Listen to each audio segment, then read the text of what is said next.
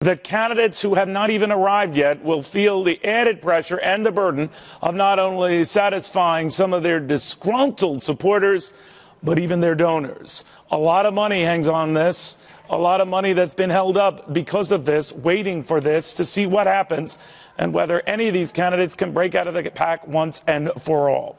A little bit more than 24 hours from now, we shall know, ahead of that first debate, and then, of course, the second debate. And when all is said and done, who emerges as the premier front runners? Will any of the poll positions change? Will any of that donor activity change? Right now, we go to Rick Perry, the former presidential candidate himself, former governor of the state of Texas.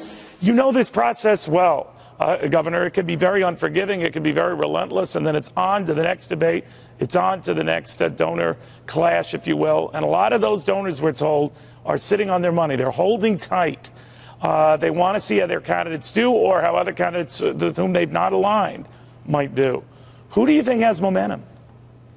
Well, certainly there are a number of very, very capable candidates out there. I think that's one of the reasons that we've seen a bit of this sitting back, if you will, keeping your powder dry of those that are going to be making contributions all across this country, or those just that are going to give their support and give their good names to these candidates. They're sitting back and they're waiting, and I think rightfully so as we go through this process.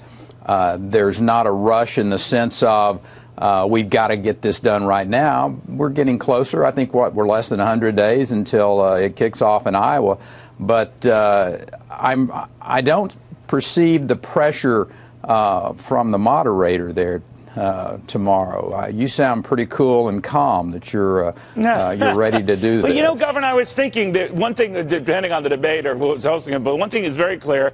Through various debates, we've seen that the non-establishment candidates are doing very well.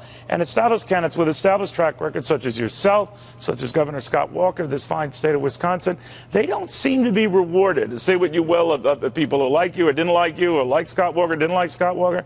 You're not really richly rewarded for a track record. And I'm wondering what that means, especially to a Jeb Bush who's feeling the heat.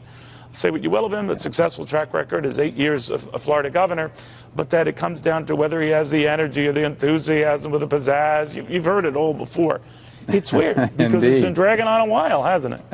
Well, it has been. And, you know, I think this is one of the few professions, if you will, that your experience is not necessarily rewarded, and that people are, listen, I get it, people are totally upset with Washington, D.C., and for good reason.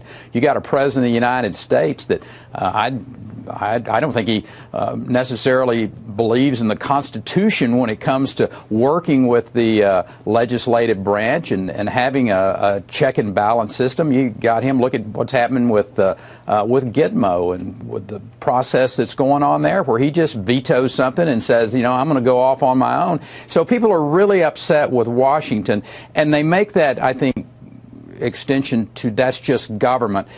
Without necessarily making the decision that this is Washington and a state, you know, whether it's Florida, whether it's Wisconsin, whether it was Texas, some of these other states that the governors are running that have pretty good track records. So, but with all of that said, this process will work itself out. I hope we hear some good questions along the line of what do these candidates think about the 10th Amendment? Are they going to devolve this power back to the states like our founding fathers meant? I think that would be a good question for one of the moderators to ask tomorrow. Duly noted, Governor. I do want to ask you, though, a little bit about the fact that we've gone on this long, now 5 months or so into the Trump candidacy, where he's still leading the pack. Ben Carson not too far behind, depending on the poll, they're splitting it. And if you look at various polls, sir, more than half express an interest in an outside-the-box candidate like a Trump, like a Carson. If I want to throw a Ted Cruz in there, certainly a different type of senator, maverick senator, you're up to 60% of the vote that does not like traditional politicians. Normally by this time, that kind of a fleeting flirtation is just that. It's done and over with and on to substance or substantive traditional candidates. Not to besmirch them, but what do you make of that and how long this has gone on? Again, I go back to this is really reflective of the American public having had it with Washington, D.C., Democrats and Republicans.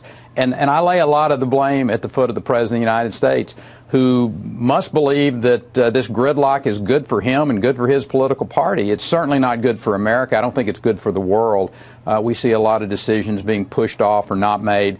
This war against terror, and we continue to see, half measures at best. I mean, 50 special operators we're going to send to go fight ISIS. We need to be making a real effort with our allies across this globe to stamp out, to snuff out this extraordinary cancer that's being pushed across the world. I mean, but it doesn't seem to register on the top. But it doesn't seem to register on the top, right? I mean, you're out a veteran. You were a veteran of the race, and now of course, Lindsey Graham's leaving, and he's the only veteran in this. Yeah. So maybe these issues aren't so top of mind. If that's the case, does that worry you? Well, yes, it does worry me. I hope that we go through a process, and I think tomorrow's debate is really important. To have a grown-up debate, to have a debate that really digs in and dwells on the issues that are important and not these I got you questions that all too often we heard. And I hope the candidates will take the seriousness of this as well, and this not be an attack of the people on the stage with them, that they really talk about their vision for our country, the optimism that they have. This is an extraordinary country, and we're a resilient country.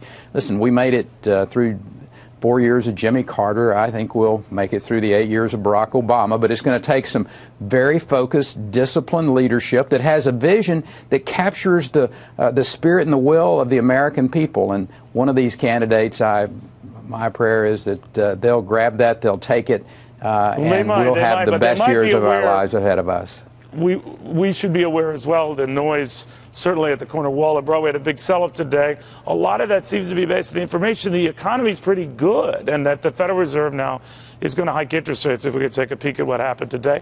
We have some interest rates moving up very smartly, depending on the Treasury note or bond year. We're talking about anywhere from 5-year highs to 6-month highs.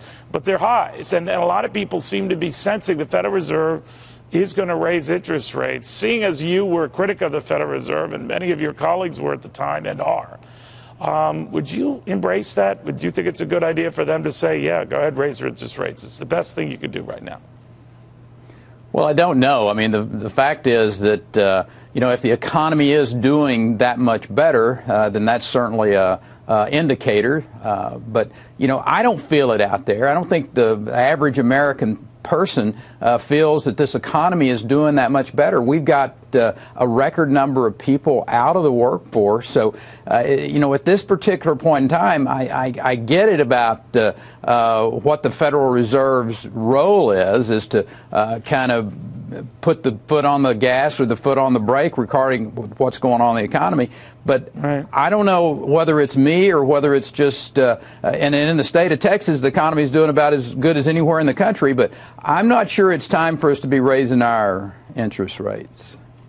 All right. We'll watch very closely. Governor, it's always a pleasure, sir. Thank you very, very much. You're welcome. Thank you. Yeah.